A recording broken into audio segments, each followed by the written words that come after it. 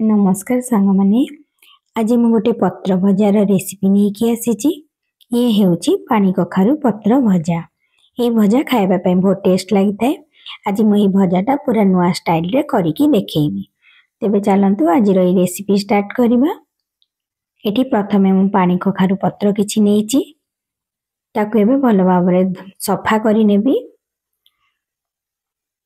देखो बाछि नौची तार पत्र रे जो डेम्फ अच्छी से डेम्फटा बाछि नौची आउ एठी मु टिके कसी कसी पत्र नेइची देख पाते डेम्फटा छड़ेला परे मु पत्र को दुई हातर पापुलीर मझिरे रखी किछि समय मळी नौची कारण ए कखारु पत्र रे किछि अंशालिया अंश थाए एमती करिया द्वारा सेटा कटि जाय थाए। सेम प्रोसीजर रे सब पत्र को मु बाछि नेबी आ पत्रर पछपटे जदी मोटा सिर भी थिबो सेटा के भी बाछि नेबी। एबे पत्र सब मु बाछि सारिची एबे ताकू दुई तीन थर धोई नेबी। धोइला परे ताकू गोटे छणा धियरे रखि नेबी किछि समय पई ता धेरे एक्स्ट्रा पानी जहा थिबो सेटा तळकू रहि जिवो। देखंतु गोटे छणा धियरे रखि नेची।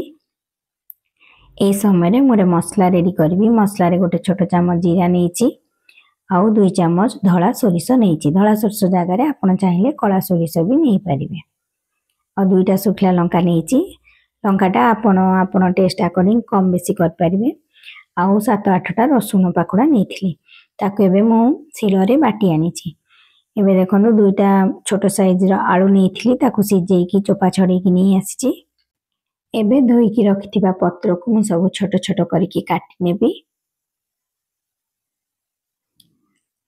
देखंतु आकु मु पूरा छोटो छोटो करिकी काटिबी जमा भी बड़ रखिबिनी। ए भजाटा को मते बरा परी करिवार अछि तावारे सेते माकु छोट छोट करिके काटि नेबी। देखंतु सब पत्र काटि सारिची। एबे ताकु गोटे जागा रे नै नेबी। गोटे बड़ जागा रे ताकु सब नै जाईची पत्र को।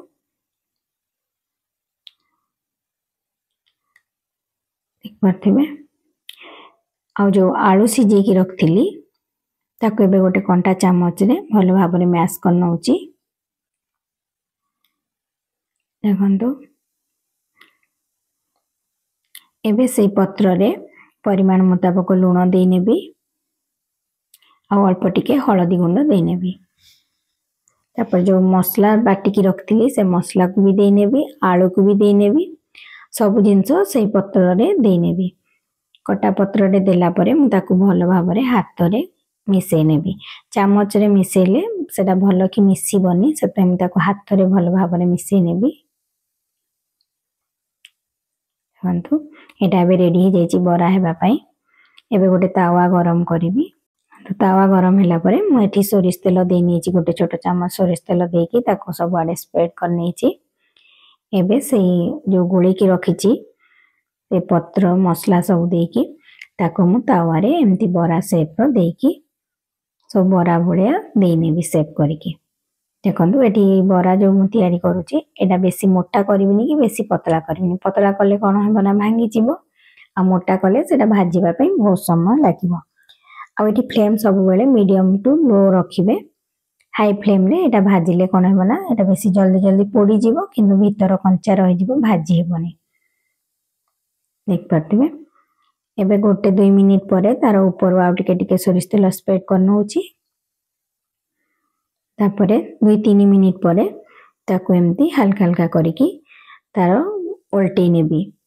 ए बराटा गोटे थर हेबा पई मिनिमम 4 रु 5 मिनिट नै 5 रु 6 मिनिट कि 7 मिनिट पाखा पाखी लागो काना एटा पूरा कम कम आंच रे भाजी हेले एटा भलो भाबरे भाजी हेबो।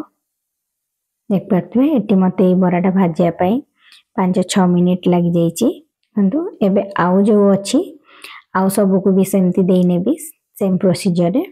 ए बराटा मु एठी सोरिष तेल रे करूची। सोरिष तेल रे करिले एटा बहुत टेस्ट लागि थाए।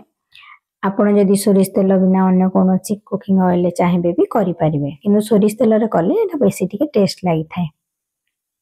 देखंतु गोटे 2 मिनिट हिला परे बरा दबारो मु तापरे ऊपर आ टिके टिके सोरिष तेल स्प्रेड करिके ताको तापरे एमती उल्टे नउची। देखते बरा केते बढ़िया भाबरे हे जाईची।